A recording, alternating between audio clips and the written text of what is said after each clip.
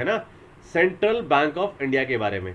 हमें central bank of India के बारे में एक एक बातें देखनी है और इसी पूरे क्रम में हम देखने वाले हैं सेंट्रल बैंक ऑफ इंडिया की history, central bank of India का एस्टैब्लिशमेंट, है ना।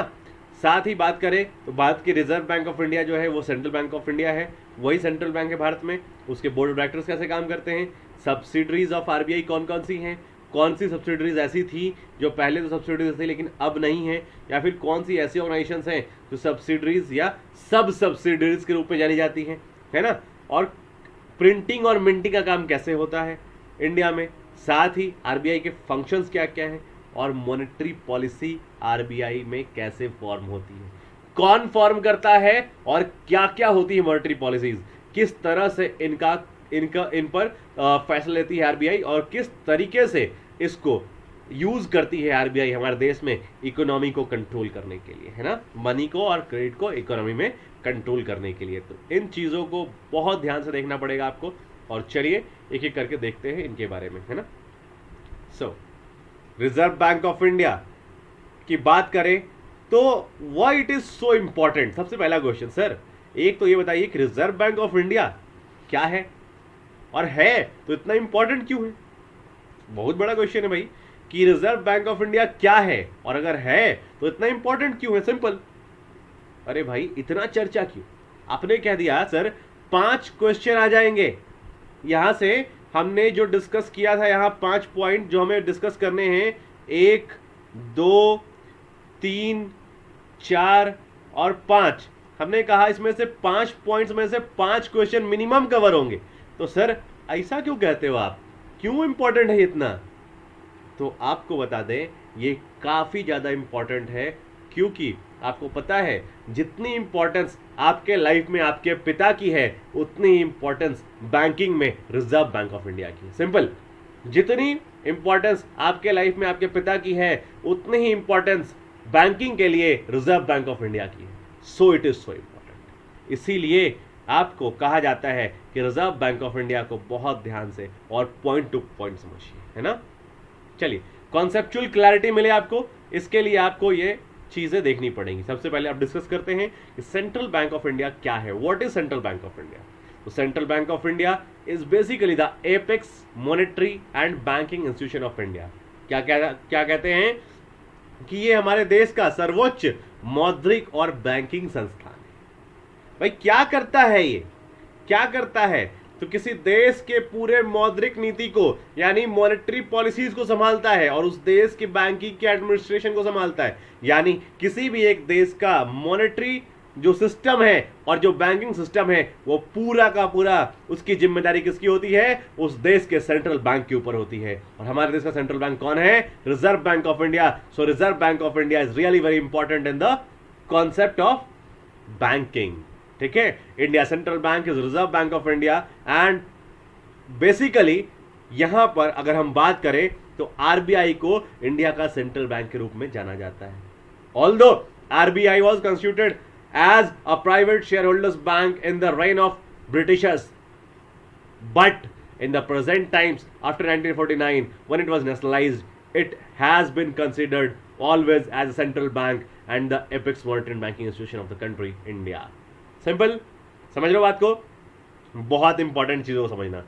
अब आती है बात कि central bank is a bank which is entrusted with the function of guiding and regulating the banking system of a country.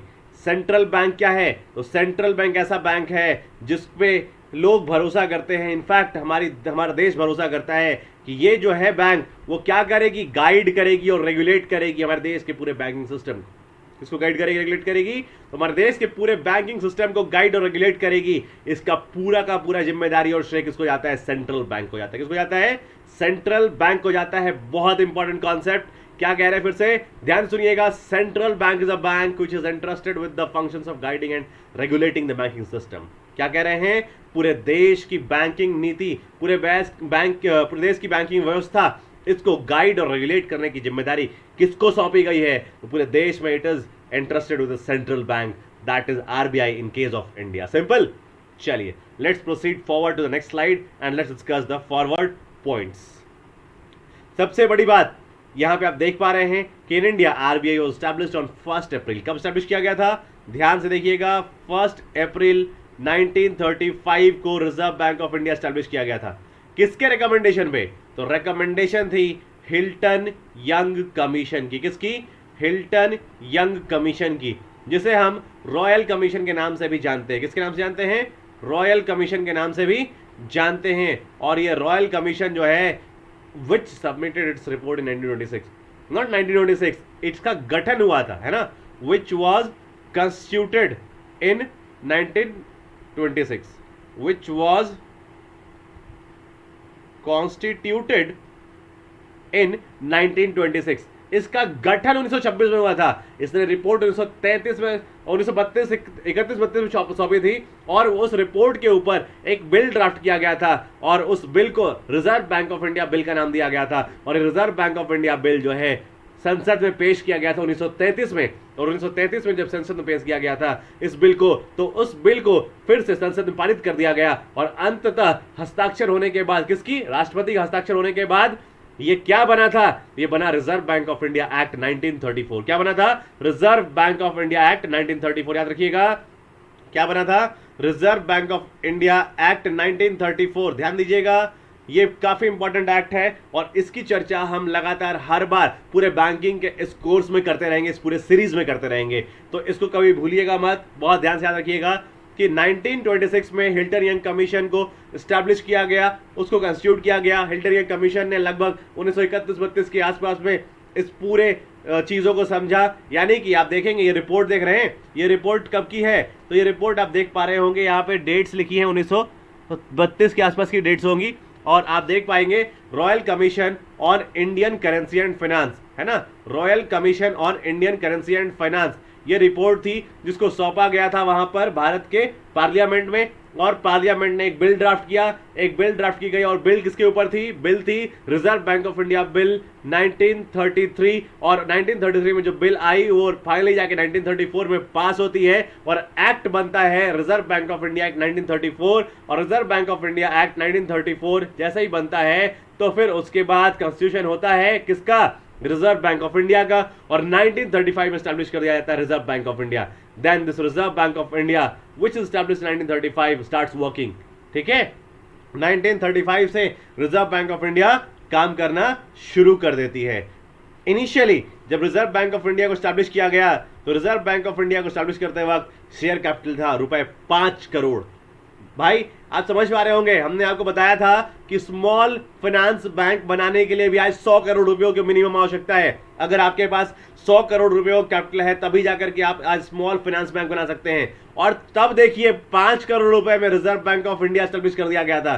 तो सोचिए आज रुपए की वैल्यू में कितना डिटोरिएशन हुआ है, आज रुपए की वैल्यू में कितना डिटोरिएशन हुआ है। यानी आज आप देख सकते हैं कि जो रुपया का वैल्यू है वो लगभग समय के साथ बहुत ज्यादा डिप्रिशिएट कर चुका है। और इसीलिए यही रीजन है, आप देख पा रहे हैं कि आज $1 की वैल्यू लगभग 70 से 72 रुपए के आसपास चली गई है। तो इनफैक्ट रीजन ये है कि जब हमारा देश आजाद नहीं हुआ था तो हमारे रुपए की वैल्यू कहीं ज्यादा थी और आज वो वैल्यू काफी घटती जा रही है। इसीलिए क्या कहा जा रहा है कि अब ज्यादा अमाउंट प्रेफर किया जाता है, क्योंकि अब का ज्यादा अमाउंट तब के कम अमाउंट के बराबर लगभग समकक्ष हुआ करता है ना।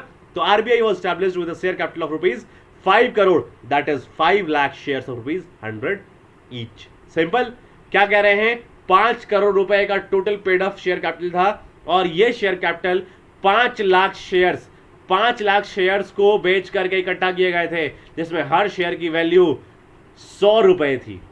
ध्यान दीजिएगा, 5 लाख 500,000, ठीक है, 5 lakh into 100, how much?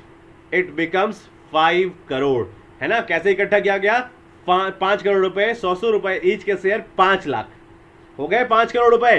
That is what the amount that was the paid up capital for the reserve bank of India establishment. Simple.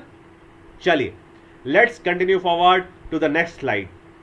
ठीक है, that is what the central bank का जो बिल है ना, तो Reserve bank of India bill was presented in 1933। अभी मैंने कहा था, yes it was presented in 1933 which was later on recognized and leaded to formation of Reserve Bank of India Act 1934। क्या बनता है? Reserve bank of India act 1934 हमने बताया ये बिल जो है वो 1933 में संसद में लाई जाती है, 1934 में ये पास हो जाती है, यहाँ पे प्रेसिडेंट का सिग्नेचर होता है और 1934 में reserve bank of India act बन जाती है। जब reserve bank of India act बनती है तो उस समय में इसको एक्ट बनने के बाद काम में लाया जाता है और तब बात आती है रिजर्व बैंक ऑफ इंडिया के कॉन्स्टिट्यूशन की, यानी उसको बनाने की, उसको स्टैब्लिश करने की। स्टैब्लिशमेंट होता है रिजर्व बैंक ऑफ इंडिया का कहां पर? तो कैलकाटा में। जैसा कि आप यहां देख पा रहे हैं कैलकाटा में स्टैब्लिशमेंट किया गया रिजर्व बैंक ऑफ इंडिया का, यानी initially the reserve bank of India was established in Calcutta in 1935 में रिजर्व बैंक ऑफ इंडिया को कैलकाटा में स्टैब्लिश किया गया था। जब स्टैब्लिश किया गया तो वह एक प्राइवेट शेयर होल्डर्स बैंक था, यानी प्राइवेट लोगों ने मिलकर के इसमें पैसा लगाया था with fully paid up share capital of ₹5 crore. Yes, अभी हमने देखा ना 5 करोड़, 5 लाख शेयर्स, 100 रुपए ईच, सिंपल। और क्या कहा कि initially the reserve bank of India was headquartered in Calcutta. Reason? The Calcutta was initially the capital of what? The Great India. जब अंग्रेज आए तो अंग्रेजों ने अपना क्या किया? अंग्रेजों ने अपना राजधानी बनाया कलकत्ता को, और कलकत्ता जो है वो काफी समय तक हमारे देश की राजधानी रही। 1908 में वहां से राजधानी हटा दिया गया, शिफ्टिंग में 2 साल लगे। 1910 में राजधानी जो है बना दी गई दिल्ली। दिल्ली में तब इतना अच्छा डेवलपमेंट नहीं हुआ था, वहां पे एरिया वाइज डेवलपमेंट करना बाकी रह गया था। लुटियंस दिल्ली बनाई गई और काफी समय लगा बनाने में। तब तक के लिए दिल्ली में मूल रूप से जो आज दिल्ली का हमारा विधानसभा है वो वहां पर संसद चला करती थी। ठीक है, इस तरह से बहुत सारी चीजें हैं जो आपको कई बार सुनने को मिलेंगी। अगर हिस्ट्री देखोगे तो बहुत सारी चीजें आपको वहां पे देखने को मिलेंगी। चलिए ठीक है, ये सब बातें तो होती रहेंगी समय समय पे, लेकिन अभी फिलहाल मुद्दा ये है कि हम बात कर रहे हैं रिजर्व बैंक ऑफ इंडिया के बारे में। रिजर्व बैंक ऑफ इंडिया के बारे में। रिजर्व बैंक ऑफ इंडिया जो है ना, वो रिजर्व बैंक ऑफ इंडिया का शुरुआती दौर में हेडक्वार्टर स्थित था कैलकाटा में। कहां पे? कैलकाटा में, यानी कलकत्ता में। कलकत्ता जो है वहां पर से बाद में परमानेंटली शिफ्ट कर दिया गया मुंबई में हेडक्वार्टर को, यानी आरबीआई का हेडक्वार्टर 1937 में स्टैब्लिश कर दिया गया, ले जाकर कहां? मुंबई में परमानेंटली शिफ्टिंग हुई थी। यानी कहा गया कि अब कभी भी मुंबई से आरबीआई का हेडक्वार्टर कहीं शिफ्ट नहीं किया जाएगा। This is the headquarter of RBI in Mumbai, है ना? It's the Mumbai all over India, simple. चलिए याद रखेंगे। तो जो मुंबई है हमारे देश की कौन सी सिटी? तो city of dreams, city of dreams Mumbai, Bollywood वाली सिटी है ना, वहां ले जाकर के क्या किया गया? शिफ्ट कर दिया गया रिजर्व बैंक ऑफ इंडिया। क्यों कर दिया गया? तो Mumbai was the economic capital of India at that time also. आज तो है ही कुछ समय पहले तक, लेकिन तब भी हुआ करती थी। फिलहाल मुंबई इकोनॉमिक कैपिटल नहीं है। जो भी लोग इस वीडियो को देख रहे हैं या देखेंगे, उनसे विनम्र निवेदन है कि एक बार जल्दी से बता देंगे मेरे कमेंट सेक्शन में कि yes, what is the present economic capital of India? Yes, which city is the present economic capital of India? चलिए, let's proceed forward and discuss about the further things. Reserve bank of India की बात करें तो it was nationalised on 1 जनवरी 1949। कब nationalisation हुआ? तो Reserve bank of India was nationalised on 1 जनवरी 1949। 1949 में reserve bank of India को 1 जनवरी को नेशनलाइज कर दिया गया। What do you mean by nationalisation? Nationalisation क्या होता है? इस नेशनलाइजेशन वाले टर्म का तात्पर्य क्या है? What do you mean by this nationalisation? तो नेशनलाइजेशन बेसिकली मीन्स द, है ना, क्या कहते हैं नेशनलाइजेशन का मतलब क्या हुआ है? तो नेशनलाइजेशन का मतलब है कि it's meaning is to consider the things under the public sector. मतलब अब क्या है? चीजों को पब्लिक सेक्टर के अंडर में ले आया गया, यानी कि रिजर्व बैंक ऑफ इंडिया का मालिकाना हक अब किसके पास था? गवर्नमेंट ऑफ इंडिया के पास। यानी no more it was the private sector bank, it was now onwards a public sector bank. क्या बन गया? एक पब्लिक सेक्टर एंटिटी, एक पब्लिक सेक्टर इंस्टीट्यूशन, एक पब्लिक सेक्टर ऑर्गेनाइजेशन बन गया है reserve bank of India since 1 जनवरी 1949। 1949 1 जनवरी, वो ऐसा दिन, ऐतिहासिक दिन, जिस दिन रिजर्व बैंक ऑफ इंडिया को प्राइवेट शेयर होल्डर्स बैंक से बदल करके क्या कर दिया गया, पब्लिक बैंक बना दिया गया, पब्लिक अथॉरिटी के अंदर ला दिया गया, यानी नेशनलाइजेशन कर दिया गया। फिलहाल रिजर्व बैंक ऑफ इंडिया की 20 रीजनल ऑफिसेज हैं। कितनी हैं? 20 रीजनल ऑफिसेज हैं। इनफैक्ट 20 नहीं बल्कि 27 रीजनल ऑफिसेज हैं, बल्कि 27 रीजनल ऑफिसेज हैं। 4 सब ऑफिसेज हैं, है ना, 4 सब ऑफिसेज हैं। ठीक है, ध्यान रखिएगा इन चीजों को। और फिलहाल अब जो है 6 ट्रेनिंग एस्टेब्लिशमेंट्स हैं। कितने हैं? 6 ट्रेनिंग एस्टेब्लिशमेंट्स हैं। याद रखिएगा इन चीजों को। 27 रीजनल ऑफिसेज, 4 सब ऑफिसेज और 6 ट्रेनिंग एस्टेब्लिशमेंट्स। इतना डेवलपमेंट हो चुका आरबीआई का।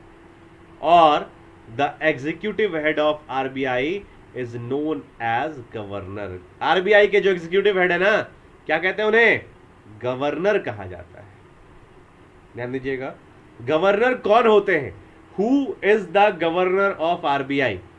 तो आरबीआई के एग्जीक्यूटिव हेड, जिनको की ओवरऑल फाइनल फैसले लेने का अधिकार है रिजर्व बैंक ऑफ इंडिया में, that person, that executive head of RBI is known as the governor.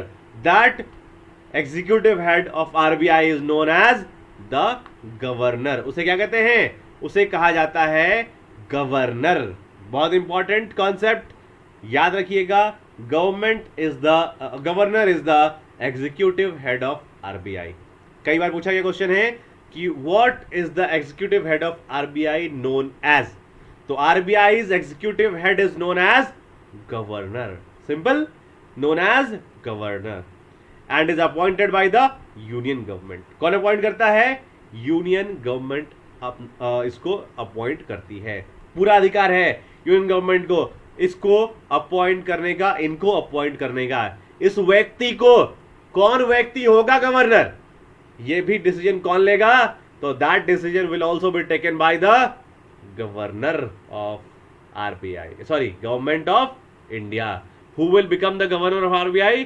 That will also be decided by the government of India. Simple बात है, समझ में आई बात? अगर समझ में आ रही है तो यस, लेट्स प्रोसीड फॉरवर्ड। चलिए, there are 4 deputy governors of RBI. Suppose that RBI इतनी बड़ी संस्था है, तो क्या गवर्नर अकेले सारे डिसीजन लेने का इनके पास दम है? क्या ये पॉसिबल है? क्या ये फिजिबल है कि ये पूरी तरीके से सारे डिसीजंस ले पाए? हाँ क्या? नहीं, पॉसिबल नहीं है, क्योंकि आरबीआई आज एक बड़े लेवल पे फैला हुआ है और इसके देख रहे हैं आप 27 रीजनल ऑफिसेज, 4 सब ऑफिसेज और 6 ट्रेनिंग एस्टेब्लिशमेंट्स हैं। ये जो 4 सब ऑफिसेज है ना, इन चारों में 4 डेप्यूटी गवर्नर्स बैठते हैं। इन चारों में 4 डेप्यूटी गवर्नर्स बैठते हैं और चारों डेप्यूटी गवर्नर्स अपने अपने क्षेत्र में, अपने अपने एरियाज में डिसीजन लेने का पूरा दमखम रखते हैं। इनको पूरा अधिकार है अपने क्षेत्रों में डिसीजन लेने का। बस इन्हें क्या करना पड़ता है? फाइनल डिसीजन लेने से पहले एक बार इंटीमेट करना पड़ता है गवर्नर ऑफ आरबीआई को, और फाइनल उनसे एक क्या कहना पड़ता है? भाई, we are going to take this decisions, are you agree? Do you agree with the things? Yes, then it's okay. If you don't agree, please tell me what may happen. क्या बदला आ सकता है? What could be changed in this whole system? कि मैं ये decision लेने जा रहा हूं, अब इस डिसीजन में से आपको क्या अच्छा लगता है और क्या बदलने की आवश्यकता है, कृपया करके ये बता दें हमें। That is what asked by the deputy governors to governor. ठीक है, और अगर गवर्नर नहीं है कुछ समय के लिए, तो उस समय कोई ना कोई डेप्यूटी गवर्नर जो है इंचार्ज गवर्नर के रूप में पदभार संभालता है। ठीक है, चलिए, तो 4 डेप्यूटी गवर्नर्स हैं। फिलहाल 4 कौन कौन डेप्यूटी गवर्नर्स हैं, इनके बारे में भी चर्चा करेंगे, लेकिन फिलहाल यहां एक लाइन और छूटी हुई है, उसको भी डिस्कस कर लेते हैं। क्या कहा गया है कि this deputy governors are also appointed by the union government. ध्यान दीजिएगा, जो यूनियन गवर्नमेंट है, जो केंद्र सरकार है ना, इसको पूरा अधिकार है गवर्नर और साथ साथ डेप्यूटी गवर्नर चुनने का। यानी कि अगर गवर्नमेंट चाहे तो किसी को भी गवर्नर बना सकती है और किसी को भी गवर्नर के पोस्ट से हटा सकती है। यही तो हुआ डायरेक्टली और इनडायरेक्टली रघुराम जी राजन के साथ, यही तो हुआ उर्जित पटेल जी के साथ। क्यों? अरे भाई, आरबीआई को अधिकार है कि वो क्या कर सकती है, वो एडवाइस दे सकती है किसको, गवर्नमेंट ऑफ इंडिया, क्या करना है क्या ना करना है, कैसे करना है, मनी को कैसे संभालेंगे, मार्केट को कैसे संभालेंगे, बैंकों को कैसे एडमिनिस्टर करेंगे। लेकिन अगर गवर्नमेंट जो है वो बताने लगे सेंट्रल बैंक को कि तुम्हें क्या करना है, तो कहीं ना कहीं ये प्रॉब्लम क्रिएट करेगा कि नहीं करेगा। यही तो हुआ डिमोनेटाइजेशन को लेकर के। क्या हुआ डिमोनेटाइजेशन में? आपने देखा अचानक से डिमोनेटाइजेशन का डिसीजन ले लिया गया, जो कि आपने देखा कि कौतूहल कितना ज़्यादा बढ़ गया लोगों के बीच और कई सारी परेशानियों को लोगों को झेलना पड़ा। वो चाहते तो थोड़ा आराम से भी इसके ऊपर काम किया जा सकता था, ठीक है। हालांकि that is the matter of fact, the political parties they have the agenda, और फिलहाल हमारा और आपका अधिकार नहीं है उसके ऊपर कुछ बोलने का या कर पाने का। बोलने का अधिकार तो है लेकिन कर पाने का अधिकार नहीं फिलहाल। लेकिन इनफैक्ट कर पाने का भी अधिकार है, क्योंकि वोट तो हम ही दे रहे हैं, अल्टीमेटली सरकार तो हम ही बना रहे हैं। इसीलिए आप में से जितने लोग सरकार चुनते हैं उनको सवाल करने का भी पूरा पूरा अधिकार है। Article 19 of the constitution gives us the right to ask the question to the government, isn't it? Government से क्वेश्चन पूछने का अधिकार देती है कि नहीं देती? आर्टिकल 19 देती है, बिल्कुल देती है। यस, डू स्टडी थिंग्स, बहुत इंपॉर्टेंट है। अपने अधिकार जानना ना बहुत इंपॉर्टेंट है। नहीं जानोगे अधिकार तो आपके अधिकार दबा दिए जाएंगे, कुचल दिए जाएंगे। ये भारत है ना, बच के रहिए और बचा के रखिए खुद को भी और देश को भी। चलिए, let's proceed forward and let's come to the next slide. भाई साहब खड़े हैं आपके सामने, देख रहे हो, पहचान रहे हो इनको? कौन है ये? प्रेजेंट गवर्नर है हमारे देश के। कौन? श्रीमान शक्तिकांत दास, है ना। देख लो भाई साहब को, क्या जबरदस्त पर्सनैलिटी दिख रही भाई, है ना। चेहरे की चमक देख लीजिए इनकी, है ना। चलिए कोई नहीं, हालांकि ऑब्वियस सी बात है गवर्नर हैं, हक बनता है इनका, है ना। चलिए, छोटे मोटे व्यक्ति तो है नहीं। तो प्रेजेंट गवर्नर कौन है आरबीआई के? The present governor of RBI is mister Shaktikanta Das. Shri Shaktikanta Das is the present governor of RBI. Mark कर लीजिएगा, बहुत इंपॉर्टेंट कॉन्सेप्ट, कई बार पूछा जाता है और ये काफ़ी इंपॉर्टेंट कॉन्सेप्ट है। और मेरा जो मानना है कि आपको पहचानना भी चाहिए। Being a citizen of India, आपको बड़े लेवल पे जो लोग काम कर रहे हैं, जो टॉप मोस्ट लेवल बैठे हैं, उन सब के बारे में आपको जानकारी होनी चाहिए और बिल्कुल उनको चेहरे से पहचान पाना आपके लिए चेहरे से, उनके चेहरे से जान पहचान आपकी होनी चाहिए, है ना। तो फिलहाल ये देखिए, यहाँ पे ये शक्तिकांत दास साहब हैं जो फिलहाल प्रेजेंट गवर्नर है आरबीआई के, रिजर्व बैंक ऑफ इंडिया के। डेप्यूटी गवर्नर्स कौन कौन हैं? ये हैं डेप्यूटी गवर्नर बीपी कानूनगो, सबसे पुराने गवर्नर हैं ये, सबसे पुराने डेप्यूटी गवर्नर हैं ये। Then MK Jain, then Michael Debabrata Patra, and finally सबसे नए गवर्नर एम राजेश्वर राव। बिल्कुल एक्सक्लूसिव कंटेंट, क्या जी? बिल्कुल बिल्कुल exclusive content, M Rajeshwar Rao, पिछले ही कुछ दिन पहले, है ना, 9/10/2020, 9/10/2020 को इनका अपॉइंटमेंट हुआ है। 9/10/2020, 9 अक्टूबर को ही has been selected as the reserve bank of India's 4th deputy governor, है ना, एम राजेश्वर राव। पहचान लीजिए बहुत ध्यान से इनको, कौन कौन लोग हैं। सबसे पहला BP Kanungo, M K Jain, MD Patra, M Rajeshwar Rao, है ना। पहचान लीजिए सभी लोगों को, है ना। अरे भाई, वो आपने देखा क्या, एक बारी एबीपी न्यूज पे एक न्यूज एंकर आते थे, मैंने देखा उनको, काफी जबरदस्त। चैन से सोना है तो जाग जाइए, है ना। बिल्कुल बिल्कुल, चैन सोना है तो आप भी जाग जाइए, काफी इंपॉर्टेंट है। क्योंकि अगर सक्सेस मिलेगी ना, नौकरी मिल गई, तो पूरी जिंदगी आराम से कटेगी, है ना। तो चैन से सोना है तो आज ही जाग जाइए और इन लोगों को पहचानना शुरू कर दीजिए, काफी इंपॉर्टेंट लोग हैं, है ना। तो भाई BP Kanungo, M K Jain, M D Patra and M Rajeshwar Rao. These four people are the present deputy governors of RBI. They are the present deputy governors of RBI. पहचान रहे हो ना इनको? पहचान पा रहे हो ना? चलो ठीक है, पहचान लेना. अगर नहीं पहचान पा रहे हो तो एक स्क्रीनशॉट ले लीजिए और स्क्रीनशॉट लेकर के दिन में 2-4 बार देखा कीजिए, चीज़ें याद हो जाएंगी, है ना. चेहरा तो जरूर याद हो जाएगा. चलिए कोई बात नहीं, कुछ और लोगों का पहचान करवाते हैं आपसे. देखिए, कुछ और लोगों की पहचान करवाते हैं आपसे. बहुत ज़बरदस्त लोग हैं और बहुत सारे कॉन्सेप्ट इनके बारे में आपको देखने को सुनने को मिले होंगे आज तक. सबसे पहले गवर्नर, है ना, सबसे पहले गवर्नर जब आरबीआई बनी तो आरबीआई के गवर्नर बनाए गए. गवर्नर जो सबसे पहले बने वो कौन थे? तो first governor of RBI. First governor of RBI कौन? Sir Osborne Smith. कौन है जी? Sir Osborne Smith. ये व्यक्ति कौन है? तो ये हैं sir Osborne Smith. Sir Osborne Smith को पहचान लिया आपने. नेक्स्ट चलते हैं अपने सेकंड आरबीआई गवर्नर की ओर. सेकंड आरबीआई गवर्नर की ओर कौन है ये भाई साहब? Second RBI governor, he is mister James Braid Taylor, है ना. जेम्स ब्रेड टेलर कौन है ये? हमारे देश के सेकंड गवर्नर ऑफ आरबीआई. तीसरे कौन रहे? तो तीसरे गवर्नर श्री सीडी देशमुख साहब. श्री सीडी देशमुख साहब ये कौन थे? तो ये थे first Indian governor of RBI. ये कौन थे? First Indian governor of RBI. कौन थे ये? First Indian governor of RBI, है ना. चिंतामणि, है ना, चिंतामणि देशमुख. ऐसा बोल दे? नहीं नहीं नहीं, याद रखिएगा. सीडी देशमुख जी का फुल फॉर्म मुझे फिलहाल याद नहीं है. चलिए एक बार आपको अगर याद हो तो आप बता दीजिए मुझे कमेंट सेक्शन में. अदरवाइज मैं जो है बताने का प्रयास करता हूं आपको एक बार.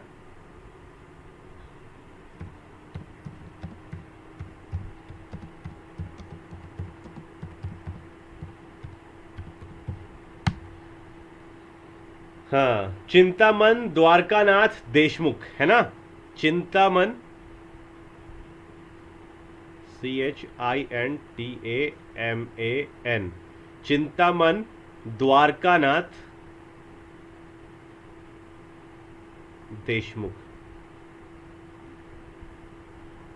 ठीक है, चिंतामन द्वारकानाथ देशमुख ये वाले व्यक्ति है ना, तीसरे वाले. चलिए 15वें हमारे देश के 15वें जबरदस्त गवर्नर. 15वें गवर्नर क्यों, इनका ही नाम क्यों लिया, 20 वालों का नाम क्यों नहीं लिया? तो सबसे ज़्यादा अलग अलग तरह के चेंजेस, यानी देश की इकोनॉमी को बहुत हद तक सुधारने का श्रेय इनको जाता है. इन्होंने ही पूरे इकोनॉमी को एक समय में संभाला है अकेले, है ना, as a RBI governor as well as the finance minister, है ना. तो मनमोहन सिंह जी जो है ना, ये आरबीआई के 15वें गवर्नर हैं. कौन है? आरबीआई के 15वें गवर्नर हैं. आरबीआई के 15वें गवर्नर है ना.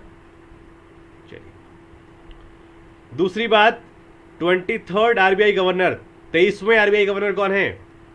23वें आरबीआई गवर्नर कौन है? डॉक्टर रघुराम जी राजन. सबसे जबरदस्त और सबसे दमदार आरबीआई गवर्नर आज तक के इतिहास में कौन रहे हैं? तो he was the 23rd RBI governor श्रीमान रघुराम जी राजन. आज तक के सबसे जबरदस्त, सबसे दमदार, सबसे रसूख वाले व्यक्ति है ना भाई. जबरदस्त इनके पास नॉलेज है.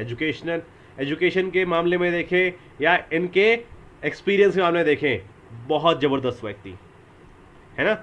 चलिए 24वें आरबीआई गवर्नर कौन रहे? तो आरबीआई के 24वें गवर्नर रहे मिस्टर उर्जित पटेल साहब. नाम देख रहे हैं वहाँ पे, उर्जित पटेल साहब. और इनका चेहरा भी देख लीजिए, पहचान लीजिए, है ना. डॉक्टर मिस्टर उर्जित पटेल, है ना. ये रहे हैं कौन? आरबीआई के 24वें गवर्नर. आरबीआई के 24वें गवर्नर. अच्छा, साथ साथ 25वें गवर्नर और प्रेजेंट गवर्नर कौन है? श्री शक्तिकांत दास साहब, जिनकी बड़ी बड़ी फोटो हमने पहले देख ली है. दोबारा बार बार दिखाने की आवश्यकता नहीं है, मेरे ख्याल से आप पहचान चुके होंगे फिलहाल. चलिए अब बात कर लेते हैं आज तक की आरबीआई में केवल एक ही महिला first and only deputy governor women, है ना, women, first and only deputy governor women. आज तक की गवर्नर तो कोई वुमेन अभी तक नहीं बन पाई हैं, लेकिन आज तक की केवल पहली और आज तक की अकेली महिला डेप्यूटी गवर्नर, महिला डेप्यूटी गवर्नर रही हैं श्रीमती केजे उदेशी, श्रीमती केजे उदेशी। कब से कब तक? जून 2003 से लेकर अक्टूबर 2005 तक। ध्यान से पहचान लीजिए, बहुत जबरदस्त कैरेक्टर हैं, बहुत जबरदस्त व्यक्ति हैं ये, और इन्होंने देश में काफ़ी ज़्यादा योगदान दिया है बैंकिंग के क्षेत्र में अपना, है ना। तो इनका जो बायोग्राफी है वो आप खुद से स्टडी कर लीजिएगा, देख लीजिएगा, लेकिन फ़िलहाल इनके बारे में यही बता रहेंगे आपको कि ये जो है ये एक अकेली महिला हैं जिन्होंने डेप्यूटी गवर्नर का पदभार संभाला है, या गवर्नर का पदभार, गवर्नर या डेप्यूटी गवर्नर में से पहली महिला या आज तक की अकेली महिला जो इस लेवल तक पहुंची हैं वो हैं श्रीमती केजे उदेशी, जो कि जून 2003 से लेकर के अक्टूबर 2005 तक भारत में भारतीय रिजर्व बैंक की डेप्यूटी गवर्नर, है ना, महिला डेप्यूटी गवर्नर रही है। चलिए, बहुत सारी बातें कर ली हमने, अब आई बात कॉन्सेप्ट। यहां से क्वेश्चन आएंगे, यहां से क्वेश्चन आएंगे, क्वेश्चंस बहुत इंपॉर्टेंट हैं, जरा ध्यान से पहले गिन लीजिए। देखिए तो यहां पे कितने हैं? 4, 4 + 10 + 2 + 4 + 1 कितने हो गए? 10 4 14, 2 16, 4 20 और 1 21। टोटल कितना लिखा है हमने? 21 लिखा है हमने, है ना। टोटल कितना लिखा है हमने?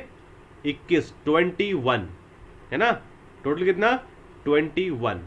तो ध्यान दीजिएगा कि हम क्या कह रहे हैं कि the total number of board members, the total number of board members of RBI. अच्छा, एक बात बता देते हैं आपको कि आरबीआई के सारी चीजों को संभालने की जिम्मेदारी, आरबीआई के सारे चीजों को संभालने की जिम्मेदारी, संभालने की जिम्मेदारी किसकी है? सारे अफेयर्स देखने की जिम्मेदारी किसकी है? तो आरबीआई के बोर्ड ऑफ डायरेक्टर्स की है, आरबीआई के बोर्ड ऑफ डायरेक्टर्स की है। लेकिन ये आरबीआई के बोर्ड ऑफ डायरेक्टर्स की जो जिम्मेदारी है वो बोर्ड ऑफ डायरेक्टर्स कैसा होता है, उसमें कितने लोग होते हैं, कौन कौन से लोग होते हैं, इससे भी एक क्वेश्चन पूछा जा सकता है या एक क्वेश्चन बनता है ना। तो क्या हो रहा है यहां पर? ध्यान से देखिएगा, आरबीआई के बोर्ड ऑफ डायरेक्टर्स में जिस तरीके से आपके घर में, आपके घर को चलाने के लिए या डिसीजन लेने के लिए आपके घर में बड़े बुजुर्ग होते हैं, उसी प्रकार रिजर्व बैंक ऑफ इंडिया में डिसीजंस लेने के लिए जो बड़े बुजुर्ग जैसे व्यक्ति हैं, उन सभी लोगों को अगर कहें, उन सभी लोगों को यदि देखें तो वो सभी लोग कौन कौन से हैं? तो वो लोग होते हैं governor, deputy governor, finance minister representatives, government nominated directors, local body directors and no one else. Simple, and no one else. तो क्या है कि भारत में रिजर्व बैंक ऑफ इंडिया के बोर्ड ऑफ डायरेक्टर्स में 21 मेंबर मैक्सिमम हो सकते हैं, जिनमें से एक गवर्नर होगा, 4 डेप्यूटी गवर्नर होंगे, 2 फाइनेंस मिनिस्ट्री के रिप्रेजेंटेटिव होंगे, 10 गवर्नमेंट नॉमिनेटेड डायरेक्टर्स होंगे और लोकल बॉडीज के 4 डायरेक्टर्स होंगे। जरा जोड़िए तो, जरा जोड़िए एक बार, कितने आ रहे हैं? 4 + 10 + 2 + 4 + 1, हाउ मच? 20। सिंपल, बहुत आसान चीज़ें, इतनी आसान है आप आराम से इन सब चीज़ों को समझ सकते हैं, कवर अप कर सकते हैं, है ना। चलिए, कोई क्वेश्चन है यहाँ तक? अभी तक पढ़ने के बाद अगर कोई क्वेश्चन है तो कमेंट सेक्शन में जल्दी से बता दें मुझे, और इस चीज़ के लिए निश्चिंत रहें कि हाँ, आपके सारे क्वेश्चन का रिप्लाई कमेंट सेक्शन में दिया जाएगा, या फिर आगे आने वाले क्लासेस में सारे डाउट्स को इकट्ठा करके आपके लिए बात रखी जाएगी, है ना। हालांकि हमने यहाँ पे जो डिस्कशंस किए हैं ना, उनके बारे में आपको कुछ और बातें बताना चाहते हैं, है ना। कुछ और बातें क्या बताना चाहते हैं? हमने एक नोट नहीं बताया आपको, है ना। एक नोट देखें, कि आरबीआई जो है उसके बोर्ड मेंबर्स की बात करें तो 21 मेंबर्स होते हैं इस बोर्ड में, और इन 21 मेंबर्स के द्वारा ये बोर्ड चलाया जाता है जो आरबीआई के लिए डिसीजंस लेने का काम करती है। अब जो डिसीजंस लेती है आरबीआई वो किस लिए करती है, तो आरबीआई के सारे डिसीजंस बैंकिंग और मॉनेटरी पॉलिसीज़ को एडमिनिस्टर करने के लिए लिए जाते हैं। ठीक है, अब आती है बात कि जब मॉनेटरी और बैंकिंग पॉलिसीज़ को एडमिनिस्टर करा जा रहा है तो कब से कब तक का एक डेट शेड्यूल जारी किया जाएगा। तो आपको बता दें कि जब भी हम बात करते हैं किसी एक समय की, जब से जब तक का अकाउंट्स मेंटेन किया जाता है, जब से जब तक का अकाउंट्स मेंटेन किया जाता है। आपको पता होगा कि जब भी हम कोई बात की अकाउंटिंग करते हैं, कोई चीज़ की अकाउंटिंग करते हैं, तो एक निश्चित समय सीमा के अंतर्गत किया जाता है, एक निश्चित समय सीमा के अंतर्गत किया जाता है। तो निश्चित समय जो 1 साल का होता है या 12 महीने का होता है, उस 12 महीने के निश्चित समय को फाइनेंशियल ईयर कहते हैं। क्या कहते हैं? फाइनेंशियल ईयर कहते हैं। विश्व के कई देशों में ये फाइनेंशियल ईयर 1 जनवरी से 31 दिसंबर तक का होता है। जबकि भारत की बात करें तो भारत में कुछ सरकारें ये सेम 1 जनवरी से 31 दिसंबर तक का फाइनेंशियल ईयर मानती हैं। जबकि अगर बात करें तो यही सरकार, अगर आरबीआई की बात करें तो आरबीआई जो है वो जो अपना फाइनेंशियल ईयर मानती है वो मानती है 1 जुलाई से लेकर के 30 जून तक, है ना। ये क्या कहलाता है? Financial year of RBI. क्या कहलाता है? फाइनेंशियल ईयर ऑफ आरबीआई, है ना। तो जो हम बात कर रहे हैं कि 1 जुलाई से 30 जून का जो टाइम पीरियड है, that is termed as financial year, that is termed as financial year of RBI. ठीक है, फाइनेंशियल ईयर ऑफ आरबीआई। अब एक बात सुनिए कि भाई ये तो आरबीआई का फाइनेंशियल ईयर हो गया सर, ये फाइनेंशियल ईयर जो है 12 महीने वाला 1 जनवरी से 31 दिसंबर तक का, ये पूरा देश मानता नहीं है। पूरा देश मानता कौन सा फाइनेंशियल ईयर है? तो पूरे देश के लिए, या ये कहे कि financial year of India is considered as, कब से कब तक का? कब से कब तक का? तो 1 अप्रैल से 31 मार्च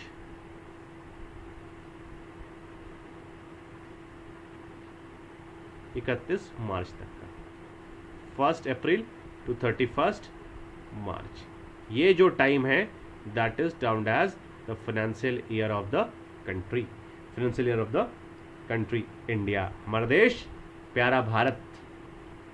इस प्यारे भारत में अगर बात करें तो फाइनेंशियल ईयर कब से कब तक का होता है? 1 अप्रैल से 31 मार्च तक का, है ना, 1 अप्रैल से 31 मार्च तक का। जबकि कुछ स्टेट की सरकारें जो हैं वो अपना फाइनेंशियल ईयर 1 जनवरी से 31 दिसंबर तक मानती हैं, और हमारे देश में जो हमारी आरबीआई है, यानी कि सर्वोच्च जो है मौद्रिक और बैंकिंग संस्थान, यानी कि हमारे देश की रिजर्व बैंक ऑफ इंडिया, वो क्या मानती है? 1 जुलाई से 30 जून तक का फाइनेंशियल ईयर मानती है। यहाँ तक हम लोगों ने काफ़ी चीज़ें डिस्कस कर ली हैं। आज के लिए आपको यहीं पे आपका सेशन जो है वो हम एंड करते हैं। अगर किसी को कोई क्वेश्चन है तो yes, I am waiting for some time so that you all could ask the question right now here in the comment section, right? That will be answered right now in the comment section or in the next upcoming videos, है ना। Tension ना ले, सारे question का answer किया जाएगा। ठीक है, फिलहाल के लिए बताएं कि क्या कोई प्रॉब्लम है, क्या मैं इंतजार करूं? चलिए 8:54 हो रहा है, मैं 1 मिनट वेट करता हूँ 8:55 तक आपका। ठीक है।